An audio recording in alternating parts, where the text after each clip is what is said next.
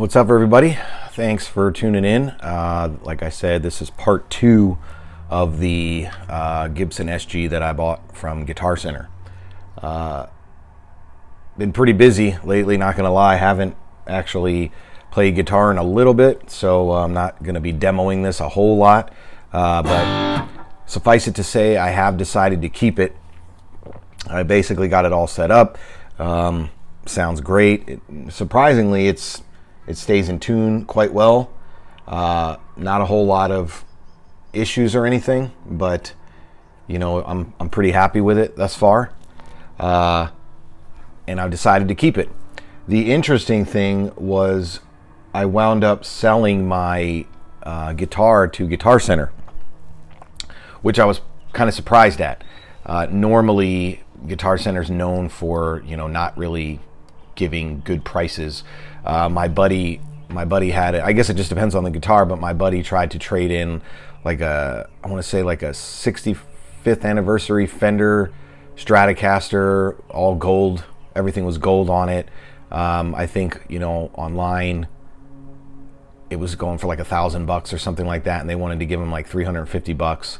Again, supply demand, I know all that factors in, but if you remember from the last video, when I had tried to take my guitar down there, I sold them a Warren DeMartini snakeskin Charvel. So if you were in Guitar Center recently in the last couple of weeks and you saw one hanging on the wall, it was probably mine. Like I said, I live in the southwest of the US, so if you saw one in there, chances are, but I mean, even the guy that I traded it into was like, I don't expect this thing to last, you know, more than a day, if that. But they actually gave me a good deal for it. So like I said, in the last video, I went down there, their system was broken, so they weren't able to do any trades or anything. They couldn't like get the value. When it was finally working, the guy, and I can't remember if I mentioned this in the last video, but the guy couldn't find that guitar in the system because I guess it's, normally they look, you know, he showed me the process. They basically go, they type it in, they have a little system that they type it in. If it's not in there, he went to eBay. They go to eBay, like he literally brought up eBay on the screen and was looking for it. And, you know, mine was a made in Mexico. The only ones he could find were made in USA. So he wound up having to email, I guess, the Hollywood Guitar Center, the one on Sunset Boulevard, because that's where, from what he told me, that's where like their used department is. They're the ones that give all the prices of guitars if they can't find it like online in the store. So, you know, he goes, hey, the system's working, they couldn't find it. So he took a couple pictures of it and he said, hey, if you don't mind hanging out, I think this was on a Sunday. So he's like, hey, if you don't mind hanging out for like a half an hour, I got some pictures, you know, I'll email them over to the guy and I should have an answer here pretty quickly. So I said, okay, you know, I'll wait around. I walked around. He came and got me, and the price that he gave me, basically they gave me about 70% of, you know, what they would sell it for, which I was kind of shocked. And he showed me the email. He turned the screen and said, here's what we would give you. And I saw the guy's email. It was like, yep, we could sell, you know, we could sell it for this, so give him this. And I was like, okay, that's, you know, that's better than I expected. Wasn't as much as I could get on the street, but I had already tried to sell it on like OfferUp and Facebook Marketplace, and I was getting hits, but you know, tons of lowball offers, like $400, $500, and I'm like, yeah, I'd rather, if I'm going to sell it for that low, I might as well trade it in, you know, to Guitar Center. So I had it online. You know, I tried to sell it for about a month, and remember this, you know, only had like a 45-day policy. So my thought was, well, if I don't like it or I can't sell that other guitar within 45 days, I'll just take it back. So after Sunday, when I got that price, I said, okay, I'll think about it. And the guy said, hey, I'm off Monday. If you want to do it, you know, ask for me. I'll be back Tuesday, you know, Wednesday, Thursday, Friday, and then Sunday.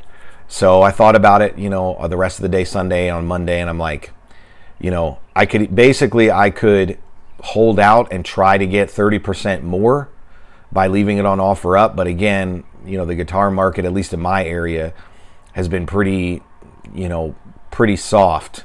I've seen a lot of guitars that are, I just checked this morning, there's guitars that I was looking at before I even bought this, which is, you know, over a month ago now, and they're still there. People I've tried to trade with, and they're all still there. So the market, I have an Epiphone SG black that's sitting right here. I'll just write real quick. So I have this black Epiphone SG on OfferUp right now to try to, you know, subsidize some money for this. And I have it listed for $250, like, and it hasn't. I've gotten like one inquiry, and somebody offered me like $100. I'm like, I'll just keep it. So you know, about a year or two ago, you know, you'd lift something again, and I know it's neighborhood specific or area specific, but you would have that would have sold probably in like a weekend or at least in a week. So the market has definitely changed and softened, at least again in my area. So I've decided to keep it. I took that money. I don't remember what I said in the last video, but I will leave, if you haven't seen part 1, I'll leave a link to that in the description to part 1 of this video. But like I said, I've decided to keep it. I haven't played it probably in about a week and a half, but I pulled it off the wall. It was slightly out of tune, but only a couple strings. So I was pretty surprised by that. It plays really well. Again, it's set up. The strings are broken in. Everything's good on it. So I really have no complaints. I'm happy with it. Again, I just didn't play that Warren DeMartini guitar a lot. So, and the guys at Guitar Center were like, they were like drooling over it. You know, the guy goes, I bet you. Now in my area, you can't. I don't know how it is in other states, but here, in this city that I traded it in at, I don't live in that city, but in that city they have I believe it's a 45-day wait. So when I traded in that guitar, nobody can leave with it for 45 days. They can buy it, but it has to stay in Guitar Center in the back or wherever. It cannot leave the store for 45 days, just in case like I stole it or something, so the cops have time to check out the serial number. I think it's either 40. I believe it's 45 days. In some other cities, it's 30. But again, every state and city has their own like theft laws and stuff. So, but that guy, I traded it in on a Tuesday, and I wanted to go back there the next day just to see it out there on the wall.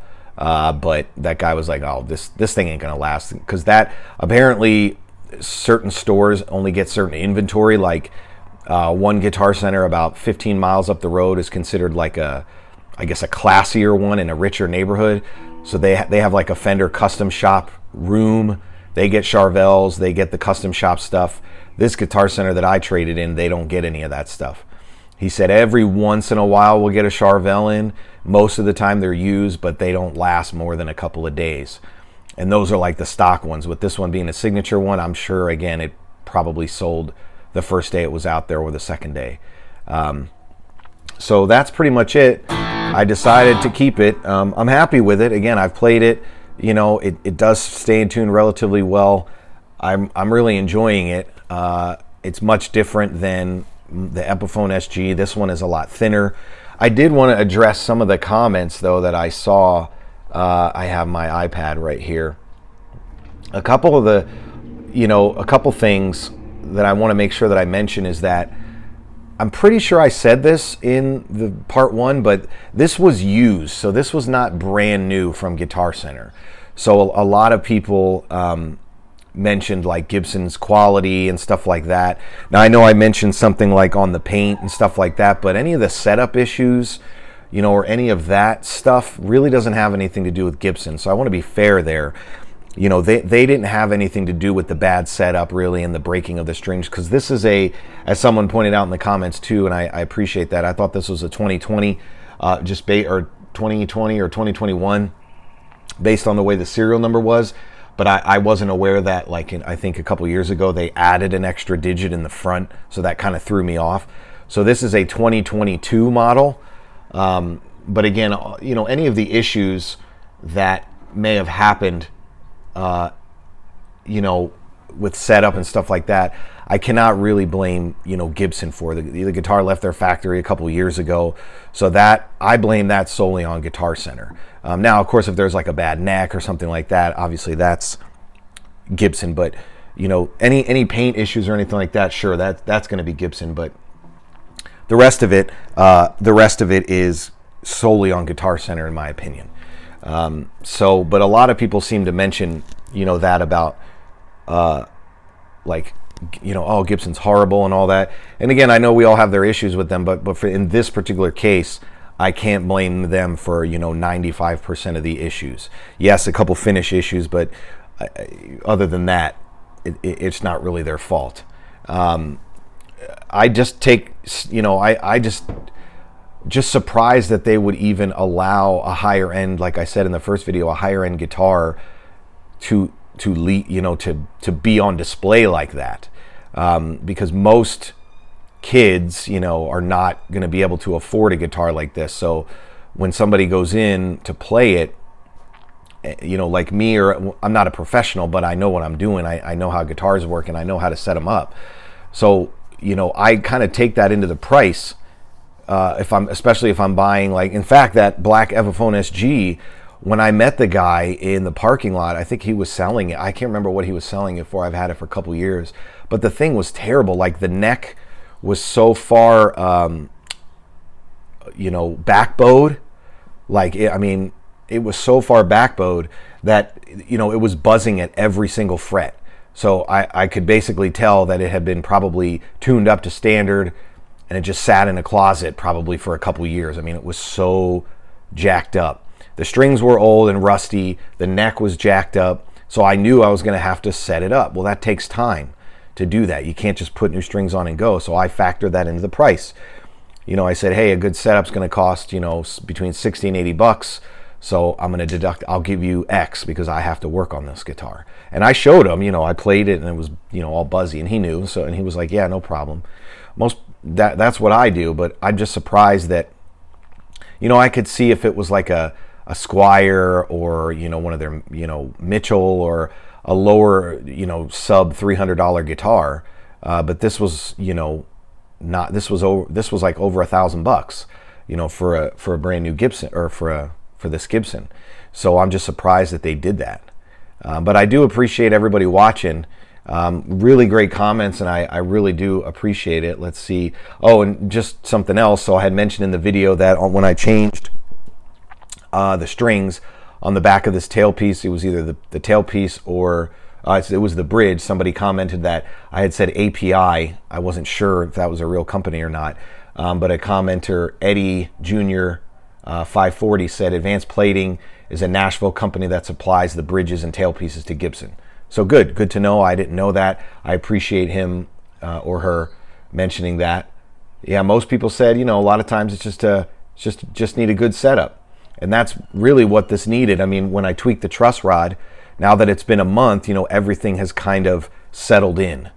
Everything is it's playing really good.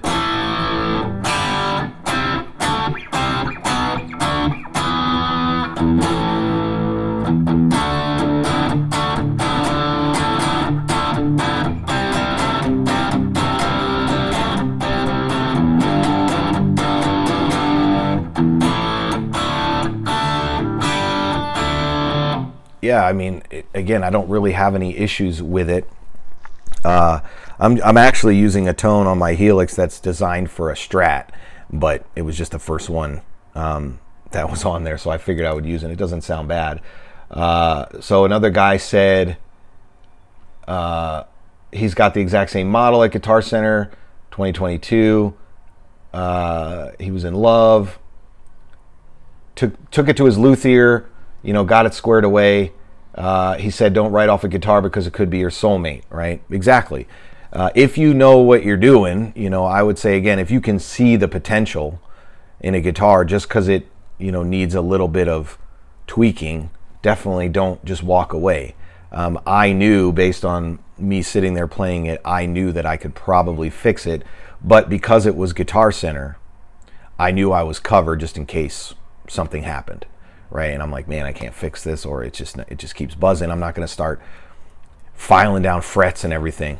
So that's the only thing about buying a Guitar Center. So a couple people have mentioned too about top wrapping the strings. I do that on my Les Paul. I wanted to try it out kind of the traditional way. I don't know if you'll be able to see it. The brake angle, it's probably not going to show up, and I don't want to bash the headstock. The brake angle isn't really terrible on these, usually on my Les Paul, because the bridge is pretty high. I do top wrap that, but this one's not terrible. So I don't know. I mean, I always like to try it, but there are a couple strings touching. The E and the A are touching the bridge back here, so I might try that on the next one, and then, you know, slam the bridge or the tailpiece down. It's a little ways up. Yeah, again, another comment about API. So I appreciate people who mentioned that API was a real company, because some of this stuff, you know, I could have looked it up, but, you know, I just didn't know. So here's a person, Michael Derry, 7141. He clarifies the serial number here. He said, like, the first 2 digits of the 9-digit serial number on a Gibson SG indicate the year that it was built. Your serial number starts with a 22, so that's why it looks like a 2022 from what I've been told. So thanks for that. This guy mentioned top wrapping. He said it should sound way better for the money. Again, I mean, that depends on the effects I'm using. I'm not plugged into, I do have a Marshall amp over there, which I said I was going to demo one of these days, but this is a Helix tone, so, you know, it's subjective. Let me see if I can get a different tone on here. Let's see.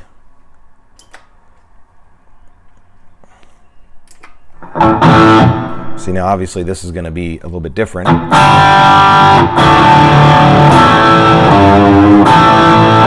So, you know, tone always is subjective. I mean, so again, he set up, this guy here, Mike Farrell, 7985, says, isn't the setup Gibson's issue? They leave the factory like that. But again, this isn't brand new. If this came out of the box, absolutely 100% I would agree. Let's see. Yeah, see, this guy's saying setup, right? Yeah, again, now since I did that first video, Guitar Center came out with news about, you know, the CEO was saying, oh, we need to, you know, do it to more professional musicians. Now, you know, a professional musician, again, I'm not a professional. I don't gig anymore. I don't do any of that stuff. I just do it for fun. But I don't know. I just, you know, it's still, this guy saying after getting an Epiphone Old Glory Les Paul from Guitar Center in 2020, I'll never buy another guitar from them. Yeah, again, I don't have typically good luck buying guitars from Guitar Center. I go there for strings, you know, cables, stuff like that. I mean, I always look at the guitars they have when I go down there, but I don't usually buy from them just because I haven't had good luck. And it's just, you know, they're a mom and pop store. Like there's a mom and pop store I went to. I was just walking around and I got this like metal pick here. I don't know if you can see that. It's called a tech pick. If anybody uses these, let me know. It's kind of interesting. It's a metal pick, so it makes things sound, you know, I don't know, tinsely.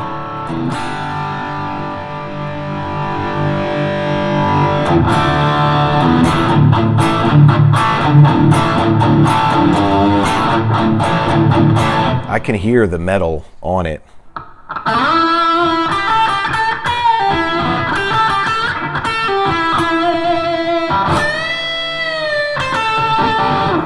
Definitely out of practice. Let's see. Yeah, this guy middle pickup, excuse me, he mentions this, and I definitely agree with him. Buying a guitar and not receiving a free setup is hilarious. Guitar Center is trash company. No one should be buying anything from them. Hope you enjoy the guitar, though. Yeah, again, I mean, I don't know if I'd say they're trash, but yeah, I mean, when you buy a new car or even a used car, they clean it, like they make sure it looks nice before you even get in it. But when you finally buy it, they give it another rinse, you know, maybe shine up the tires, vacuum, like, you know, you're spending a lot of money. You can't even like put a new set of strings on it.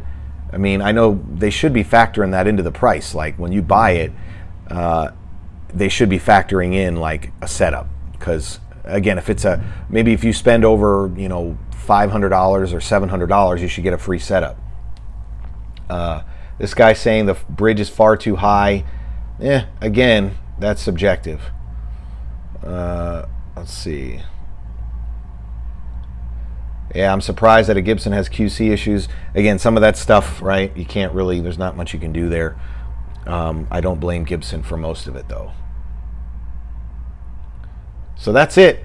That's pretty much all I had. I am keeping it. It's now part of my collection. The Warren D. Martini is gone. You know, questions, comments, concerns. What do you guys think? Has anybody had an experience at Guitar Center since I made it? Anything similar? Love to hear your thoughts, and I always appreciate you watching. Thanks.